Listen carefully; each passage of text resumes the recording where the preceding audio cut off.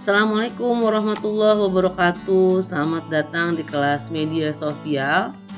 Dan hari ini kita akan membahas tentang lahan bisnis di media sosial, pertemuan ke-11 ya.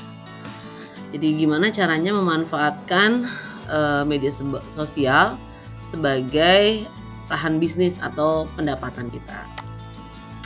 Agendanya peluang bisnis menggunakan media sosial, macam-macam peluang bisnis apa aja, monetisasi YouTube dan affiliate marketing. Ini dulu ya teman-teman yang kita bahas.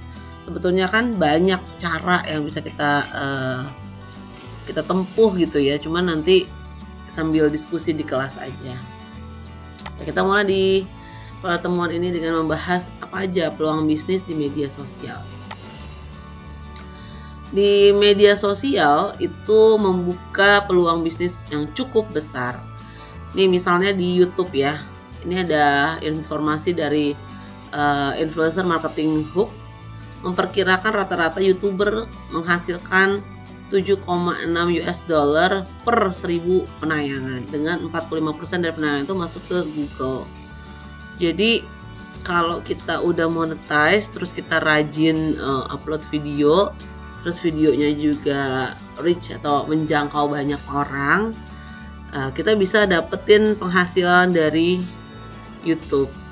Kalau dari beberapa temen gitu ya yang bisa penghasilannya rutin, itu biasanya di atas 10.000 sampai 100.000, itu biasanya rutin.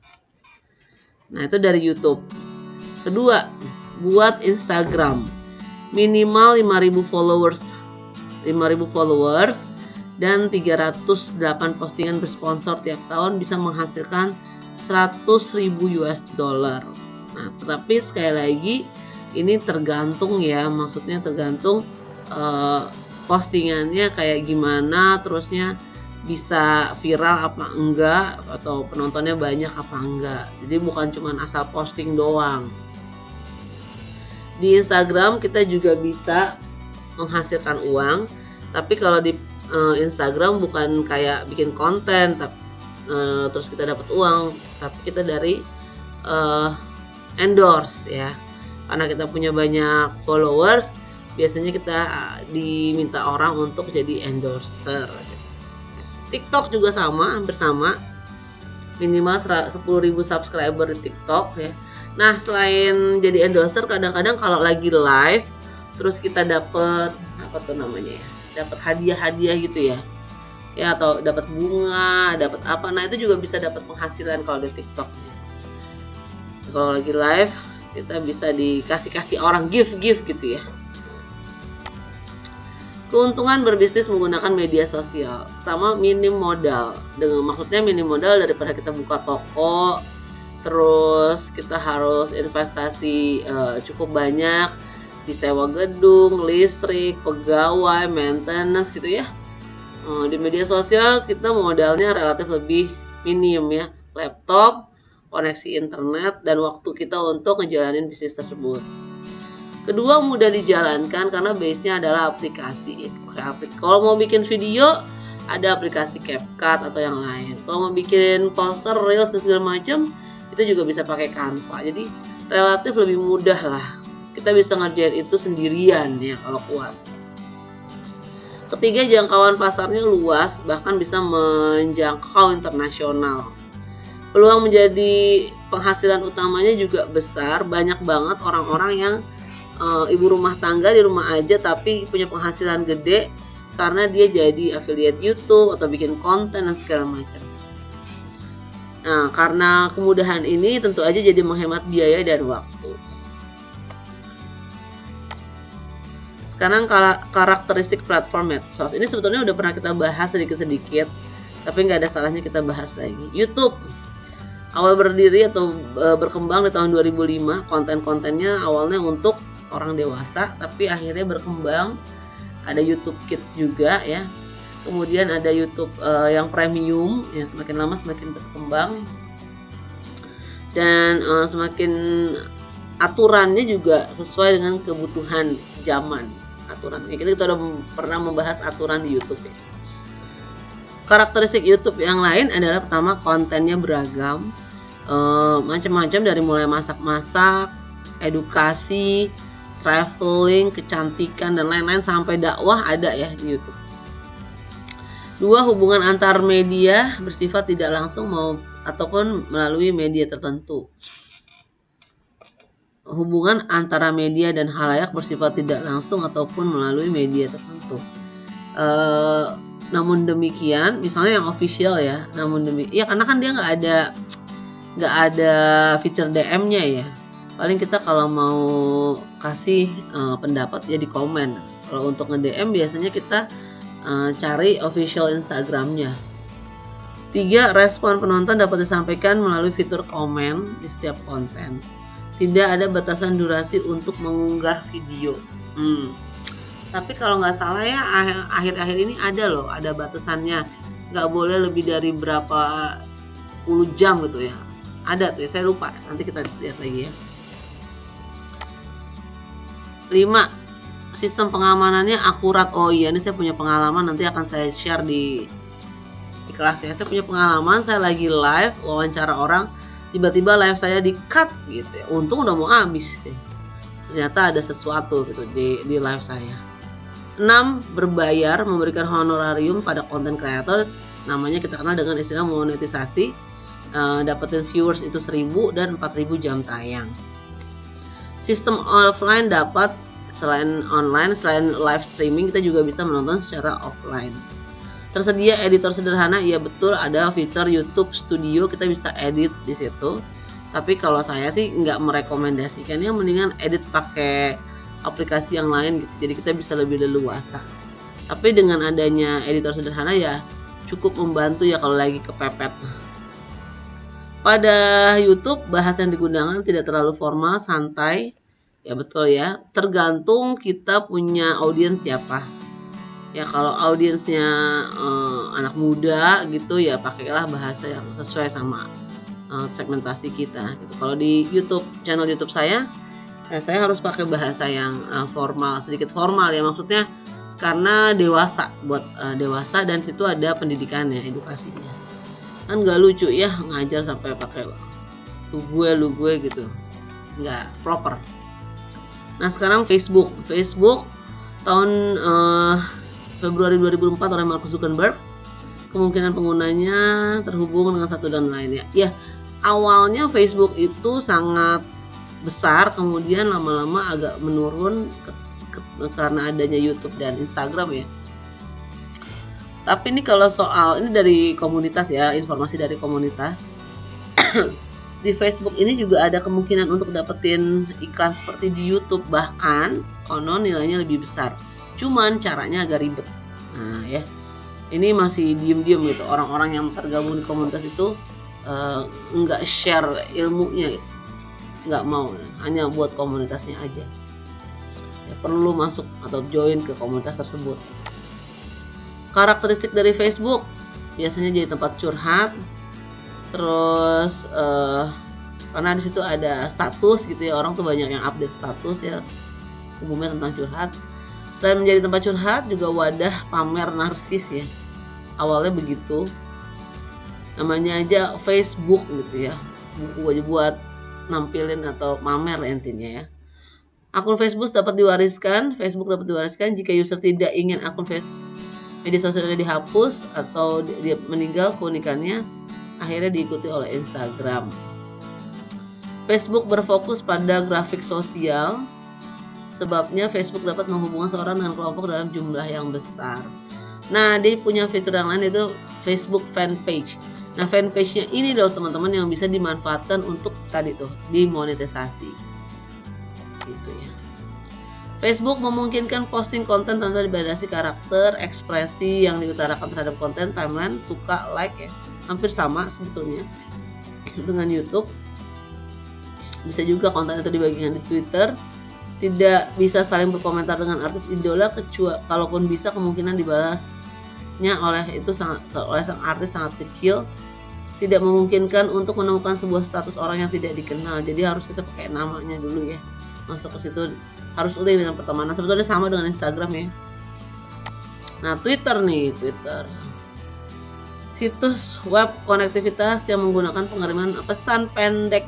dirilis tahun 2006 oleh Jack Dorsey.